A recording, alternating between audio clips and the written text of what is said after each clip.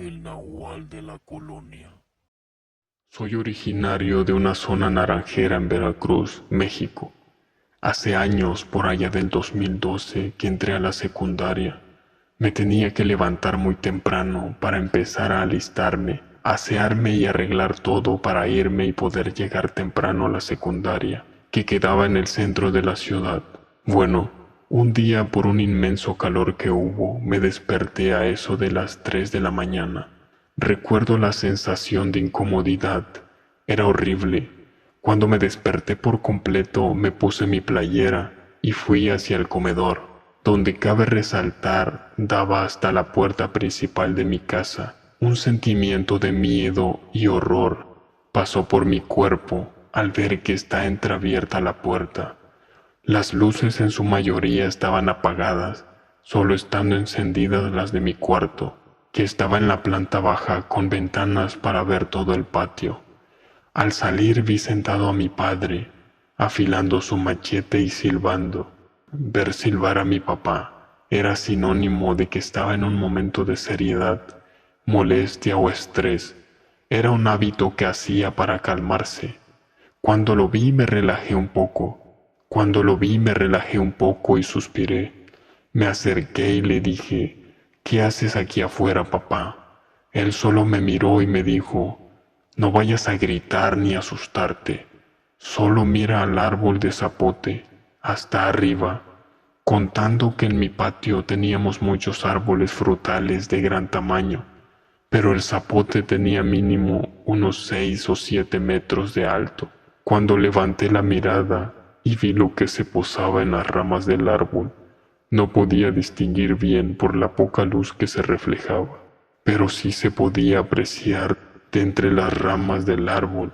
Era un cúmulo negro, parecía un ave muy grande, mirándonos directamente. No te miento, sentí unas inmensas ganas de gritar. Mi papá se percató de eso y solo me dijo que me metiera. Yo le hice caso y él también se metió. Sin embargo, la sensación de incomodidad seguía. Recuerdo que me fui a la escuela ya cuando salió el sol. Me gané un reporte, pero mis padres no se molestaron porque sabían el por qué había llegado muy tarde a la secundaria. Esas primeras semanas después de ese avistamiento fueron un caos total. Tenía miedo de caminar de noche e ir por debajo de los árboles. Incluso había momentos en donde me iba corriendo lo más que podía. Pasaron las semanas y en eso, en una madrugada, solo recuerdo que era fin de semana. En la casa de uno de mis tíos se escuchó un disparo. Mi papá fue a ver qué estaba pasando. Su casa quedaba como a 2 calles de la mía, y al regresar me contó que mi tío, al salir a fumarse un cigarrillo, miró lo mismo que nosotros, y que éste no la pensó 2 veces, sacó su arma y abrió fuego a la criatura, que cuando le dio a aquel ave gritó como persona, y por más que intentó volverle a pegar, no lo logró.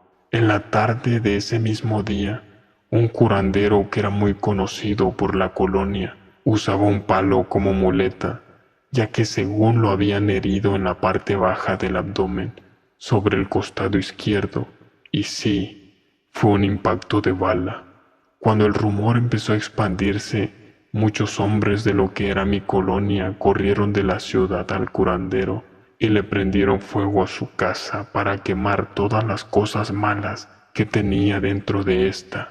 Cosas muy malas comenzaron a suceder después de eso. Los hombres de la colonia, uno tras otro, iban muriendo por enfermedades muy severas y agresivas.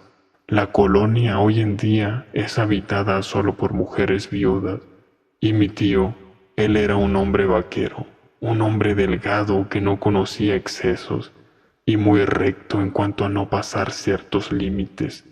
Desde aquellos días ha caído en muchas adicciones. Con los pasos de los años solo se autodestruye más y más, siendo alguien irreconocible al día de hoy, al grado de que su esposa lo abandonó junto con sus hijos y se quedó sin absolutamente nada. Mi papá y yo sabíamos que esa cosa había provocado eso, pero lejos de los que estuvieron implicados, nada más pasó. Llevo años que me mudé de Veracruz a Tamaulipas, y ahora lo recuerdo no con miedo, sino como algo que me hizo creer en aquello que es difícil de creer. Historia enviada por un seguidor. Recuerda que también puedes enviarnos la tuya. Por esta ocasión ha sido todo. Desde el Mictlán, buenas noches.